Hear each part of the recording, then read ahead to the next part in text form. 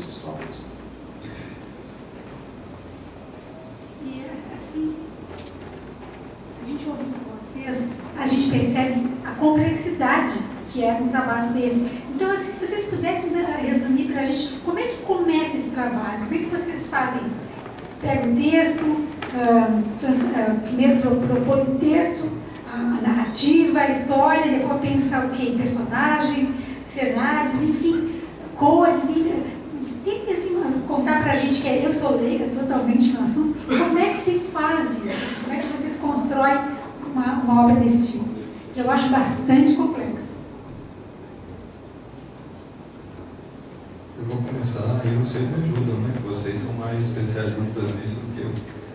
Mas assim, a princípio nós começamos com o estudo do livro, né? Nós fizemos um estudo aprofundado do livro. Uma coisa interessante a se falar também que eu tinha esquecido é que o livro, esse livro, ele é feito somente se baseando nos 5 primeiros capítulos do livro, Nossa Evolução. Nossa Evolução tem 15 capítulos. Certo. Então, se nós fôssemos fazer um livro com os 15 capítulos da Nossa Evolução, esse livro teria 300 páginas. Então, vocês têm uma ideia, mais ou menos, né, a proporção que dá um livro da Nossa Evolução. Eu não sei não lembro quantas páginas tem, né? Mas você pode multiplicar por 3 ou por 4, né, quando você transforma para a linguagem dos quadrinhos. Então, depois disso, nós trabalhamos capítulo por capítulo, como se cada capítulo fosse um projeto, com início, começo e fim. Então, nós fizemos todo o roteiro, primeiro a adaptação da linguagem, depois do roteiro, depois ele foi dividido em falas, e aí depois nós fazemos reuniões mensais através do Skype, porque a gente tinha esse problema da distância também, né, porque eu moro em Araraquara, interior de São Paulo, e a cada 3 meses eu vinha para cá e nós fazíamos uma reunião, fazíamos uma imersão no final de semana para discutir o projeto. Aí depois eles pegavam esse projeto com todos os sketches, com todos os... eles participavam disso também. Então fazíamos todos os sketches, fazíamos os storyboard, né, que é o desenho quadro a quadro, só que uma espécie de um rascunho do que ia ser cada página, e aí eles entravam no trabalho deles no estúdio e faziam, o Pedro pode explicar melhor, né, que é uma outra fase da elaboração. Basicamente, né, a gente pegava um texto, um roteiro, e depois a gente começava a pensar como que isso ia ser, se transformar em página de quadrinhos. Aí vocês podem ver que cada quadro do quadrinho, ele é uma imagem. Essa imagem era pensada isoladamente, né? A gente pensava as imagens separadas, pensava com um balão, como que ia ter o balão de fala, pensava como seriam os cenários, como seria a cor, tons, e depois ia para as próximas etapas, que é uma vez rascunhado isso no papel, né? Já estava escrito. Então a gente vem e escreve, faz reuniões. Depois você vai rascunhar e depois você vai dividir. Porque essa tarefa ela vai ser tão ampla que se uma pessoa só fazer, ela vai demorar 5, 6 anos para fazer, se ela se dedicar só a isso. Porque a gente tem 40 horas, em média 40 horas por cada uma das páginas, gente. 40 horas é uma semana de um trabalhador, né? Então a gente nós trabalhamos em média 40 horas em cada página. Aqui, né? E aí ia para cada um dos detalhamentos. Desejaria fazer mais de uma coisa, o cenário, o layout, que é a organização. O Lucas também fazia ilustração, também fazia os tons, também fazia o calque. Então, assim, tem partes muito técnicas que não cabem de falar, porque senão vai virar uma conversa difícil de compreender. Mas, a grosso modo, o texto precisa ser acabado, precisa ser detalhado. E a imagem também precisa ser organizada, detalhada.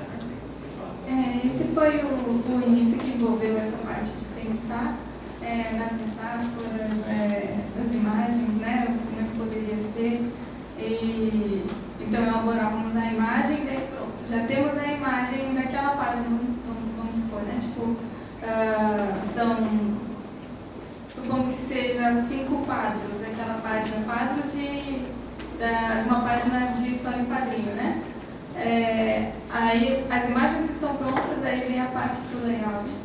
Dessa parte eu já tenho que elaborar a sequência de quadros para ver se faz sentido, se a pessoa consegue ler, entender, se está tudo ok, né? Qual seria a melhor forma de mostrar aquilo, né? Porque tem 500 formas de poder mostrar alguma coisa, alguma história, aquelas imagens, né? Então tem que ver qual seria a melhor maneira, né?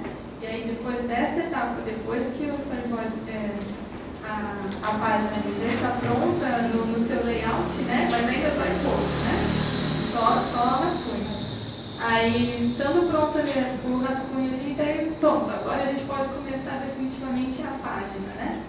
Então, foi mais ou menos assim, essa parte, né?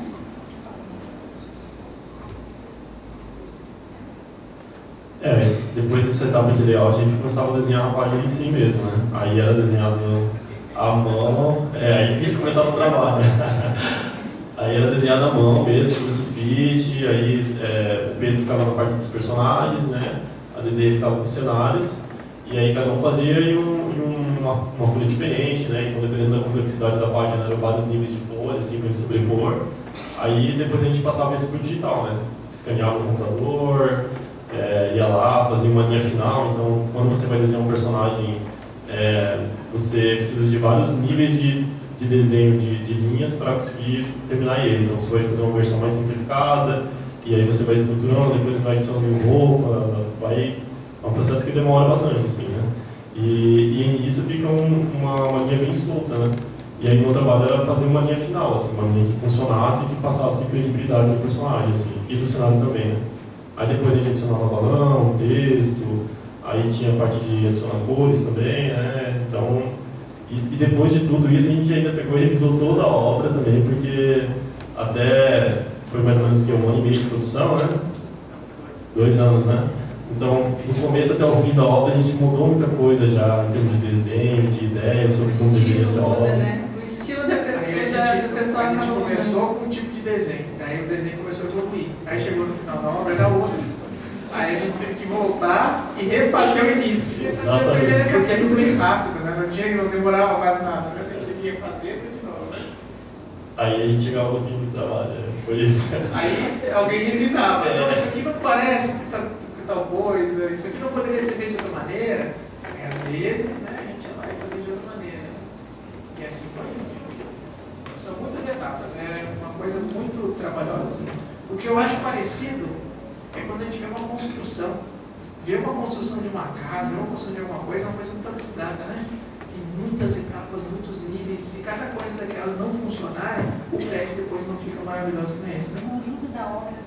E aí o nosso caso é assim, a gente vai de partezinha, com coisas muito técnicas, calculadas, e depois tem essa coisa que é uma página de quadrinho que funciona, que a pessoa se interessa, tudo é pensado, gente. O tempo do olho de vocês em cada quadro é pensado, a direção do olhar de vocês é pensada, porque o que importa é o olhar, né? Então, se vocês, leitores, demoram mais nesse quadro, é porque a gente escreveu para que isso acontecesse.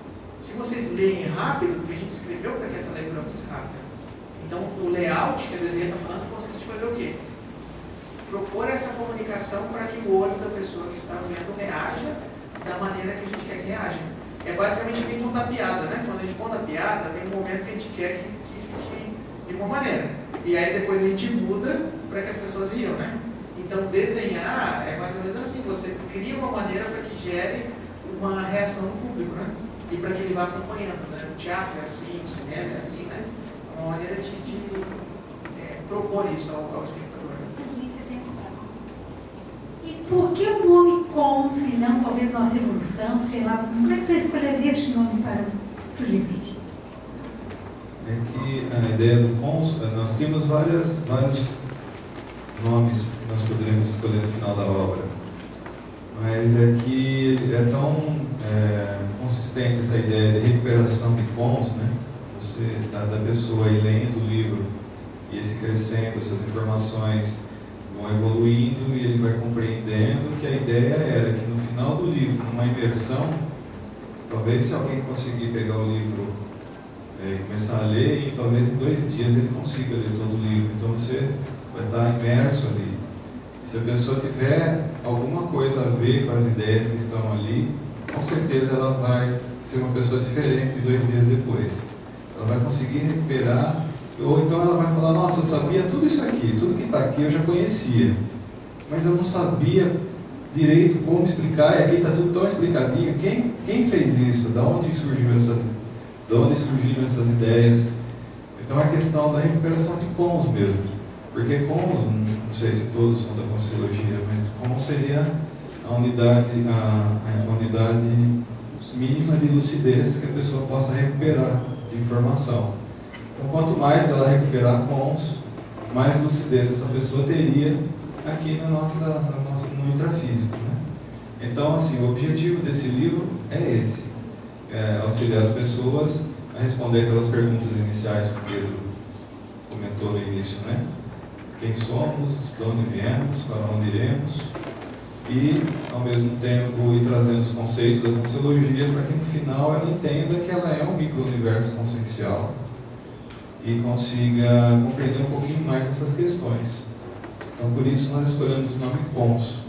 E compreendendo nossa evolução, para dar o gancho para o livro, nossa evolução, e também porque tem a ver, é um duplo sentido interessante, né? Olha. E foram alguns amigos nossos até que sugeriram esse subtítulo, e aí nós acatamos porque nós achamos que era uma sacada legal. E quais são os planos? Qual é o futuro para esse livro? O que vocês estão pensando em fazer? Tradução para outros idiomas, seguir numa sequência, outras obras de São Paulo, outras obras da Conscienciologia? O que vocês estão pensando para esse livro e para outros projetos também, nessa linha de comic books? Então, essa questão do futuro, né, do livro, como eu comentei antes, eu acredito assim, que seja dele chegar nos leitores, né, que as pessoas possam ler esse livro, né? E aí a gente está falando de muitos leitores, que muitas pessoas leem bons quadrinhos, né?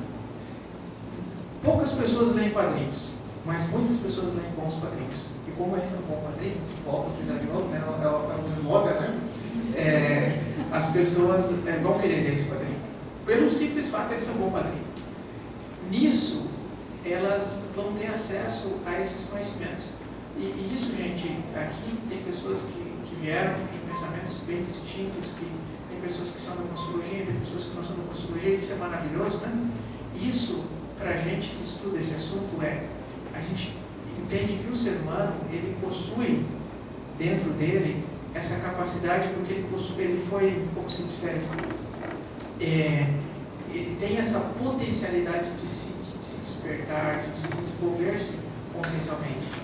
E quando ele recupera esse entendimento de quem ele recupera cons. Na verdade, quando a pessoa se aproxima da essência dela e começa a se recuperar, quando ela começa a despertar, começa a ela ficar mais lúcida do que ela é, ela começa a recuperar cons. Então é algo natural, gente. Já acontecia no passado, antes de acontecer a Conscienciologia, vai acontecer no futuro, daqui a milhões de anos, depois que não exista mais, mas que mude o nome da Conscienciologia. Então a gente está tentando falar uma coisa de algo natural do ser humano, que é despertar evolutivamente, espiritualmente, seja, né, diversos nomes que as pessoas chamam. Tá? Então, a linguagem é universal, a imagem é universal. O tema também é universal. Né? Apesar das vezes as pessoas acharem que esse tema pertence à Conscienciologia, não, esse tema pertence à humanidade, gente. Porque as pessoas, os seres humanos se interessam por isso. Por vários nomes, de várias maneiras, né? E a gente está propondo um outro debate de uma maneira bem acessível, de uma maneira bem universal. Então esse, para mim, esse é o objetivo nosso. Chegar nas pessoas e depois alcançar um público que esteja além da nossa cultura. Porque hoje ainda a gente não tem uma grande quantidade de acesso a públicos de culturas muito distantes das nossas, né? Às vezes por causa da linguagem, às vezes por causa da distância, né? Então, a gente acredita que o Cons naturalmente vai fazer isso. Tá? A gente acredita muito nisso. Porque as pessoas vão ler o Cons, porque ele é um bom quadrinho, né? E elas vão querer ler em outros idiomas, né? Minha professora de japonês está no Japão, ela quer ler em japonês. E outras pessoas já me falaram também que gostariam de ler ele em língua japonesa. Então, a gente vai ter em japonês, a gente vai ter em inglês, né? E aí a gente casa essas duas coisas. Porque, gente, a gente gosta das coisas boas, a gente gosta de estar aqui sentado num ambiente agradável, conversando de coisas agradáveis. E o Pons é isso, você vai ter uma leitura agradável com um tema agradável. Né? Então, a gente tem que trazer uma coisa mais agradável para as pessoas. Vocês querem falar? Então, vamos abrir para perguntas. Acho que o pessoal também tem algumas curiosidades para perguntar para vocês. Então, está aberto, é só levantar a mão que o Flávio leva o microfone. Se não tiverem, eu tenho, então vai. Bom, boa noite. Eu me chamo Matheus. Na verdade, eu tenho uma dúvida com relação à coloração do quadrinho. Como no filme, a trilha sonora ou alguns elementos que não sejam de primeiro plano ou que chamam a atenção, o que me chamou muita atenção nesse quadrinho é a coloração dele. Eu queria saber se teve algo que foi estudado ou se foi debatido sobre, porque ele apresenta a coloração um tanto quanto escura e amarelada, certo? Se houve algum debate, alguma correlação entre vocês, ou foi simplesmente natural? Assim, muito bom, Matheus, a tua observação. Assim, às vezes acontece isso, né, Matheus? A gente vê um filme, pode ser animação ou não, e a gente fica. A trilha sonora pega a gente, que não era para ser o principal, mas pega, né? Então, a cor desse quadrinho foi muito pensada, gente. Por quê? O que a gente entende, assim? O que a gente se percebeu, se analisou, né? Uma coisa bem subjetiva, né? Quando a gente tem uma obra que ela tem cores, a gente gasta energia psíquica, mental, para interpretar essas cores, né? E conforme isso vai acontecendo, e conforme isso vai se somando a um conteúdo difícil, a gente cansa mais rápido. Então pensa, a gente tem algo que tem cor, que o nosso cérebro vai ter que interpretar. E a gente tem um conteúdo que ele também vai ter que interpretar, vai ter que refletir, né? Que é o caso de um conteúdo sobre evolução, né? Então o que a gente precisa? A gente precisa que o benefício da cor chegue, como? Despertando a pessoa.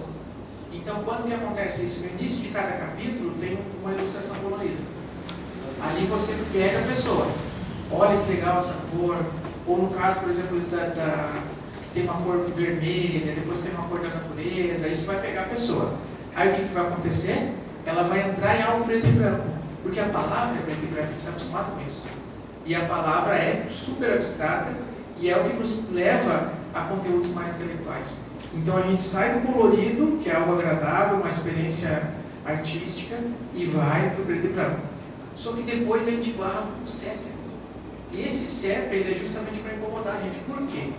A gente não queria correr o risco da pessoa confundir a narrativa dos personagens com o momento presente que a gente estava vivendo no estúdio.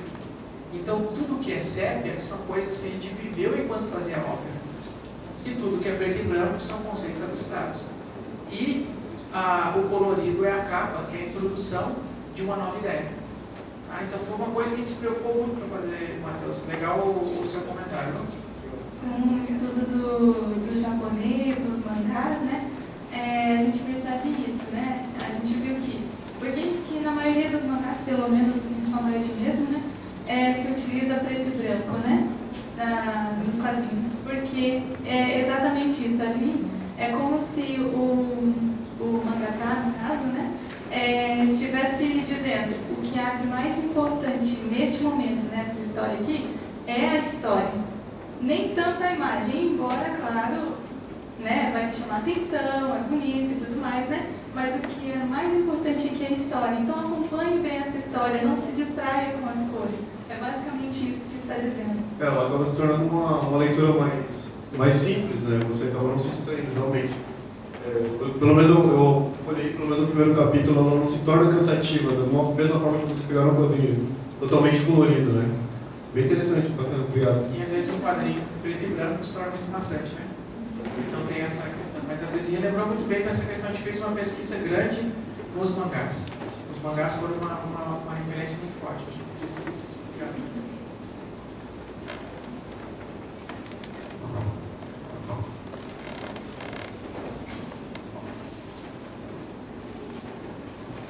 Parabéns para vocês todos aí por esse produto, né?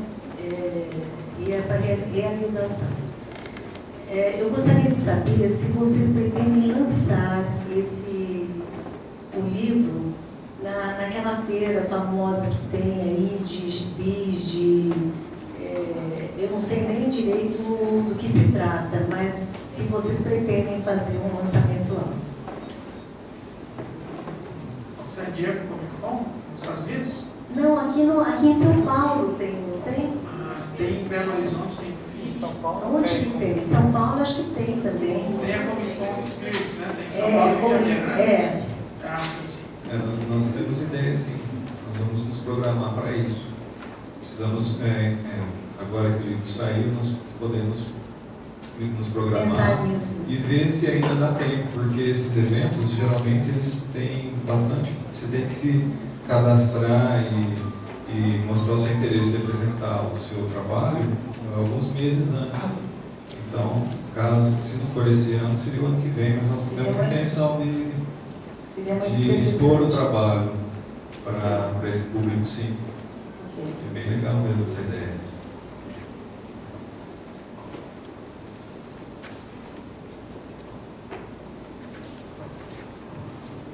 Quando o pessoal pensa aqui, eu dei uma folhada no livro e eu vi que aparece lá o professor Valdo.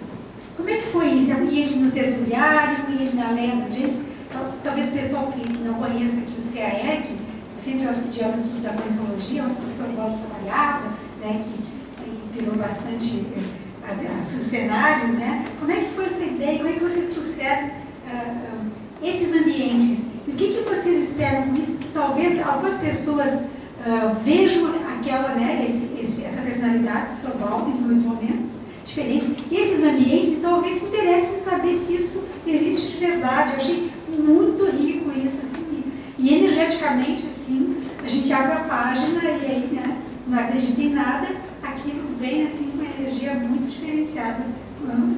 Ele nesses ambientes dentro do livro. Uma coisa, assim, que a gente colocou na obra, que em nenhum momento a gente fala isso, mas está na obra, é que o personagem da narrativa, ele é o professor Valdo nos anos, que era 80, né? O personagem principal, quando ele não tinha barba. Então, o personagem principal... É uma frase do professor Valdo, né? Ele estava no Rio de Janeiro. 50, 60. Isso. Né? Esse personagem que vocês viram... Ele ainda não usava barba, né? E a questão de colocar o professor Valdo, eu acho assim que foi uma questão natural para a gente. Por quê? Nós e muitas outras pessoas conviviam com ele, então eu acho que é boa essa tentativa de naturalizar. Foi uma pessoa incrível, genial, né? Mas foi uma pessoa, né, que conviveu com a gente, que era querida, que trocou ideias sobre quadrinhos. Muitas vezes ele me chamou na biblioteca e contava piada para mim, mostrando as coisas. Esse quadrinho aqui, e ficava rindo comigo lá, sabe? E eu novo, com 22 anos, 23, né? Ficava nervoso, assim, o professor Valdo contando piada para mim, né? Às vezes nem conseguia rir muito bem, né? Então, assim, a gente foi acostumando, né, com esse convívio, e a gente queria colocar isso na obra, sabe? O SEG também. Eu falo pro pessoal, eu gosto muito de fazer exercício, né? Quantas vezes, logo que eu tinha chego aqui, eu ficava correndo na Leve dos Gêmeos. Então as pessoas imaginam um lugar assim, que é muito distante, principalmente quem não conhece a Conscienciologia, assim, mas para quem está aqui é uma coisa que é muito próxima, muito natural, né? Então, assim, muitas pessoas cresceram aqui, né? Se desenvolveram aqui, tanto fisicamente quanto psicologicamente, né? E a gente queria colocar essa participação e também queria fazer uma homenagem por ser o autor da obra que a gente se inspirou. Né? A gente queria colocar assim, olha, o autor participou desse evento que foi a construção da obra.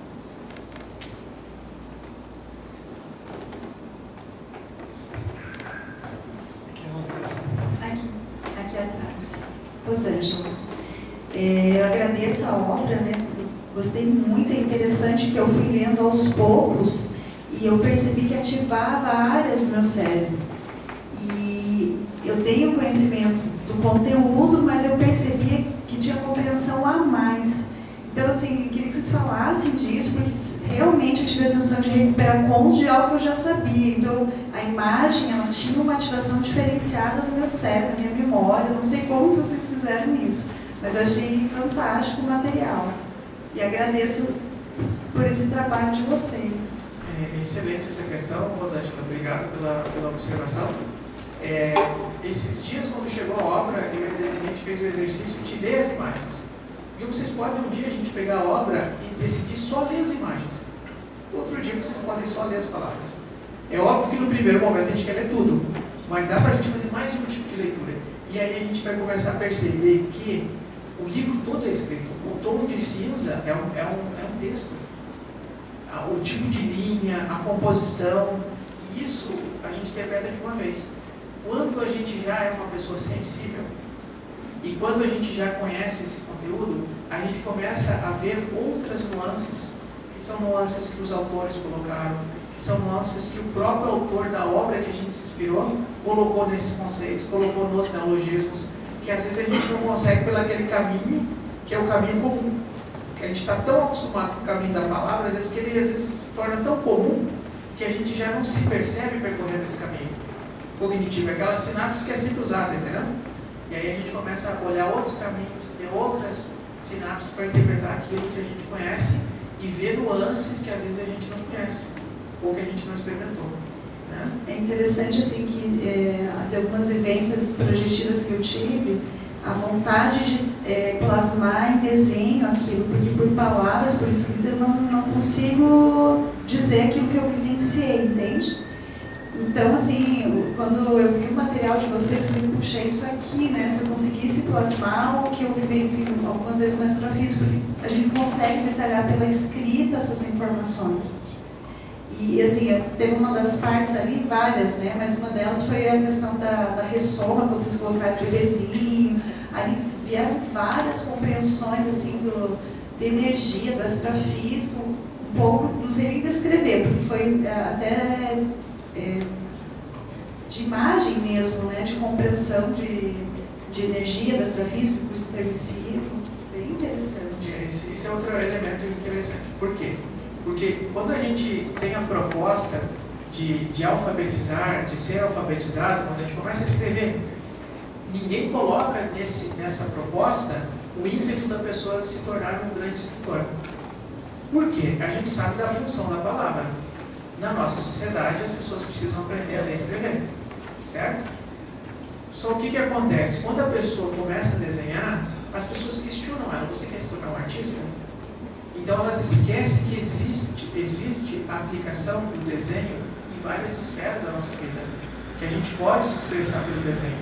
Só que o que aconteceu? A gente tem um condicionamento cultural que determinou que a gente tem que dar mais valor para a palavra, mais valor para a matemática e menos valor para o desenho. Quando a gente começa a questionar, quando a gente começa a pensar um pouco diferente, a gente começa a perceber, olha, poderia ser interessante se eu soubesse desenhar e expressar isso pelo desenho.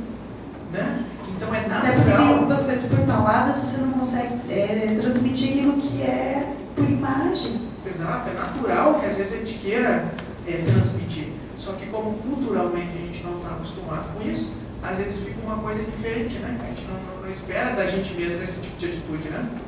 Então eu acho assim que é um potencial do ser humano desenhar, né? Todas